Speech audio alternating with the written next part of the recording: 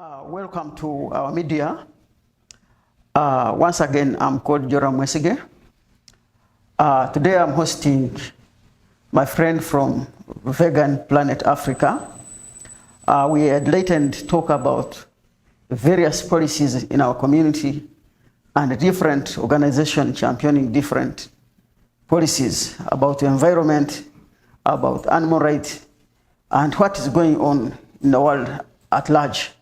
So today I invite my friend, the director of Vegan Planet Africa, to introduce himself to you. Introduce yourself to our viewers. Thank you so much, everyone. I'm Chirimira Julius, the founder of Vegan Planet Africa, based in Uganda, locally in Entebbe. Our organization was founded in 2019, and its main cause was to protect animal rights, promote veganism, and also address climate change in our communities. So, as for now, we are working on a project, Aquabloom Uganda, where it's focusing on lakes, islands, and wherever you can find water. Its purpose is to protect marine life, promote veganism still on lakesides, because these people live in life where they survive on maybe fishing. So our project here it focuses more on that. So you've got much to talk about things. You seem to be very young, and as such, but I hear you are director of a very big cause, of a very big idea. Yes. How come, at your age, you decided to start fighting for climate, fighting for animal rights, and how come? Where did you get the idea from? Yes, as I've always said in my interviews, this thing came when I was still young, because I lived with a friend. As all of you know, Max was a dog friend of mine, but I was poisoned. So since then, I began to see that I need to fight for animal rights. But those times I wasn't a vegan, to be sincere. I just had that spirit of fighting for animals. But then later, when I was growing up in 2019, so I got an idea from a friend and from research, because I had seen that people in other countries, they fight for animal rights. So I made my research. I decided to come up with an organization, and that's where I became a real vegan. And I've been vegan for now 6 years. Yes, you are talking about vegan. People who are hearing it for the word for the first time. What is vegan? What is veganism? Can you try to elaborate, to define it to our viewers? Veganism, let me say a vegan, but let me first with the vegan. Yes. A vegan is a person who cares about animals, whereby you don't eat them, you don't, some people wear wool, leather, you don't use anything from animals. That's animal product. You don't take eggs, you don't drink milk. So veganism is where you look after animals, like being with them, not using them. Because for us vegans, we believe that animals are friends, are humans like us. So treating them in that way is not all right. So that's why we advocate for people to turn to that place, because being merciful to someone else doesn't depend, or doesn't mean that you should be merciful to your the people. You should also be merciful to animals. Yes, but we understand the entire world, animals are meant for food equally, as well as plants. People eat them. Do you think your cause is going to face challenges? Because animals, literally in Africa, cows, does your program include cows, goats, sheep, fish, and everything that are edible to people, actually that are consumed by human beings? Thank you so much for that question. It's really nice. Now, my cause, or our cause with my team, we don't exclude any animal. We take care of any species. That's why we are now. Some people don't focus about the fish. So that's why always we are now working on the lake sides. So we protect everything, dogs, cats, whatever. You talked about the challenge. Yes, like because some people are rearing cows, they're grazing cows, sheep, goats, yes, and other animals for consumption. Yes. Do you think you're going to face a war or some challenges from Yes, of course, we already face those challenges and we're still facing them because in Uganda or other African countries, we have beliefs. People believe that eating meat, maybe on Sundays, maybe on weekends, that person is rich. Live around these families where they are in rural areas where they only eat meat maybe on Christmas days or Easter days. So the challenge is people have their own beliefs, you know. So they'll be saying, the doctors tell us that maybe when you eat this, you get proteins. When you eat it, you get carbohydrates. But it's not a lie, you can get them. But for us to advocate that you can get better alternatives, whereby you can eat maybe grains, nuts, you can eat beans. Those foods, plant-based foods, have all those nutrients that you want. I see some contradiction. You are fighting for climate change. You are fighting for animal rights. You are the same person encouraging people to become vegetarians. Don't you think that also contradicts and it interferes with the ecosystem, the environment? No. Going plant-based doesn't mean that you cut down trees or you cut out deforestation. No, because some people are growing some plants for consumption. Some others are growing animals for consumption. So it is also, the other one is destroying plants. This is an alternative to taking meat or animal products. Now let me explain it like this. Now when you grow maybe mangoes, you're helping the planet. Yes. But at the same time, you're harvesting for your health, your own health. Yes. That's what? That's addressing climate change, or you're protecting the climate. But then, rearing animals, you need to go maybe destroy the environment to get them what to eat. Do you eat meat? No, I don't. I don't. You don't eat meat? For 6 years. 6 years you don't eat meat? I don't eat meat. I don't use anything related to animals because I'm a vegan. And I believe animals deserve better. Okay. What is the stake of veganism in Uganda? What are the figures, statistics, or the picture? Can you point a picture of someone about veganism in Uganda? Now, veganism in our country is just going slowly but sure. We don't have specific statistics, that like specific numbers that show that these numbers or maybe this and this are vegans. But this where we have worked, we see change. I won't talk for every activist in Uganda, but for my experience and in Entebbe where I always operate all with my team, we see usual increase in vegan demand from schools to communities where I've visited. But of course, not everyone will want to hear whatever you say because, as I said, some people believe that eating meat is good for their health. So you won't get the numbers that you want.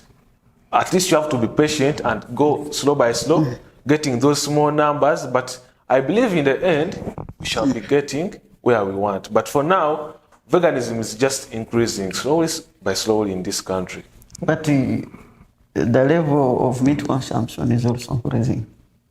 Yeah, of course. Why? Because when you see, for this I know, like 70% in Uganda here, people are in agriculture. Agriculture. But they are not maybe farming, or maybe they say a pineapple, watermelons. They are in animal farming. So that's why meat consumption is increasing because already the supply is there. Okay. So I want you to actually, I want you to elaborate to our viewers, to explain how are you engaging the community on climate change? how are you promoting your program in the community? Now we are promoting our programs in the community through organizing workshops, webinars. We engage communities. We visit communities. We advertise for maybe a workshop or a meeting somewhere. So that's how we engage them. We reach out to schools. We book. We talk to our leaders, our local leaders, and they engage people so that we can talk to them and teach them about these things: veganism, climate change, and also going plant-based. Yeah. What are those policies that you are advocating for? We would want to reach out to now from local leaders to these top leaders, because everything starts with the local ones. But we want them to help us, and we advocate for maybe good fishing methods, or maybe we say. But the government has been promoting good fishing. No. The government, what they do, I'm not a politician, but according to what I see, the government only do things to benefit themselves, Yes. But if you say they are promoting good fishing methods, you can't find the complaints that we find there on the lakes about the what they call it, the complaints about how fishing has become a problem to them, because they no longer earn. Why? The government is getting everything to themselves, They're not earning that much. So that's why for us, we come up with this alternative, because if you can't earn from what you have been doing, but you can maybe grow somewhere, you can grow something somewhere, and you can earn that money that you've been earning from this fish. You can earn it from growing maybe pineapples. When you harvest them, then the thing will be okay. Okay. I just heard that you are running a program, the Aqua Boom Uganda. What is it and what are its goals? Now, Aqua Boom Uganda project is the current project that we are running now. This project focuses on promoting marine life, promoting veganism, and also going plant-based, but as well as addressing climate change. So far, we have done a lot. Let me say a lot, but still not enough. Yes. Because when you look at the area, Lake Victoria, where we are working on now, is a big part. You can't remember these people. Many of them, the main percentage is not interested. That's the truth. But we try our best to get those people who are concerned and are interested. So for now, we have made thorough research. It was the first step. And right now we have been engaging the community, as I said. We organize workshops. We talk to them personally to see how we can help. But of course, it's a challenge, because there's no way you can tell someone that stop fishing. Yes. Yet that fishing helps her or him to feed the family, to pay school fees. So in other words, you have to come with a best alternative so that that person can live whatever has been doing concerning marine life. So it's still a challenge, because we don't have that money to fund them that maybe start a business of this and that. You just have to talk to them, and with time, you never know, they can change. Don't you think your workers will face that great challenge of, because this is the alternative for people. This is almost the culture. This is the feeding habit of. This is how people are living in their communities. When you introduce new program like veganism, that people should opt for becoming vegetarianism, don't you think that is a great actual mountain you're going to climb? Exactly. As I said, it's already a challenge. Yes. It's a challenge because you can find now, let me say an example. You can find someone at the lakeside, maybe he's 30 or 40, and when you ask him, how have you been doing for maybe the past 10 years? He will tell you that, since my age, maybe 5, 10, I've lived on the lakeside, so I survive on fish. You get? So it's hard to tell that someone that maybe you should do this and this, because for him, when he looks into that, he say maybe I'm earning a lot here. Your alternative maybe of growing what you want me to grow will take some time, and I will not be earning. So you give me money that will sustain me for that period of time. So that's why I find challenges, and the most challenge we are facing is arrogance. You know, as I said, many people don't want to know. You get? There's no way you can tell someone that you forget about eating meat, you forget about doing this, and that same person has been doing it for the past 10, 20 years. So arrogance has been a challenge to us, but thank God we are getting numbers that are willing to listen and change. Before I go to ask you a question about government, it's people's right to choose how they live their life, what they should eat, what they should put in your body. Don't you think that is not arrogance? Of course, but let me ask a question. When I stand, I tell you, when I come and I tell you, Mr. So-and-so, in a humble way, we have this and this going on. This and this is good for your health. Yeah? Now, if you don't want, you say, no, maybe I can't. But some people just start saying whatever they want, using vulgar languages. So that's what I call arrogance. Okay. Yeah. So, do you think government is important in this? Yes, exactly. How have you engaged the government? We have engaged the government to work on policies that you are promoting through local leaders. And even in our recent project, we visited the office of our mayor, trying to put up this cause. And he said, actually, he will engage us with some local leaders that he knows to put the cause up front. So from this area, from visiting the local areas, the local leaders, we shall advance to maybe top leaders with the time. Okay, how do you see your project in 3 or 4 years from now? This project, do you see any change? Do you see any development? Yes, we see, because according to what we have done now, or relating to what we have done now. Because I see, as you told me, you don't know the number, but you need also figures. You need to know how many, approximately the numbers you have, how many people are adapting to your programs, becoming veganists or vegetarians. Now, towards the end of the project, before it ends, we shall be doing those monitoring programs and valuation. So we shall be keeping our records and seeing those numbers. So those numbers will give us energy either to continue with it or to back off, because you never know. You can't push something that doesn't go. The numbers may be difficult to get. When you come to our media like this information will reach out to very many people.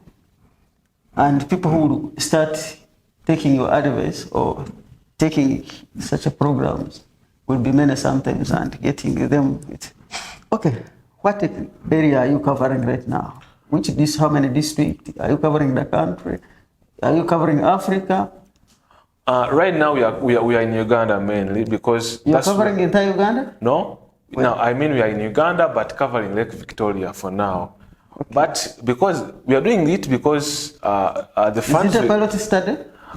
Yeah, of course. It's a project. Yes, it's a project. So with the time, if we have enough funds and enough support partnerships, we are aiming to go even. Right now we are covering Central. Want to go even Western, Eastern, and Northern.